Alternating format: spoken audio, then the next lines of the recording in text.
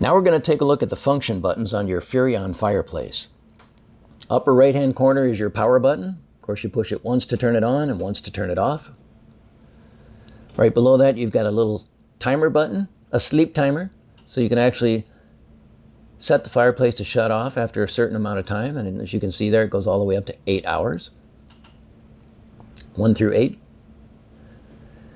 Then you've got your temperature button, which when you push it, you'll see the current temperature setting. Right below it is a button with an up and down arrow on it, and by continuing to push that, you can raise the temperature till you hit the desired setting, and then it'll come back around again. And then lastly, you've got your flame button, the button with the flame icon.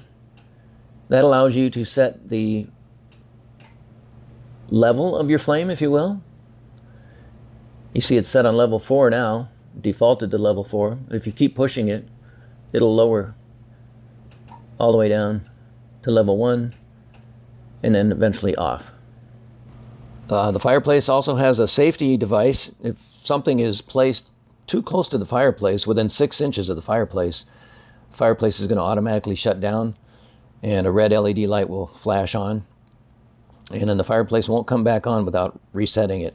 And to do that, you simply find where the fireplace is plugged in and you unplug it for about 20 minutes and plug it back in. Your fireplace should have come with an owner's manual from Furrion, so if you need any more additional information like care and maintenance or troubleshooting, safety instructions, you can find that in your owner's manual.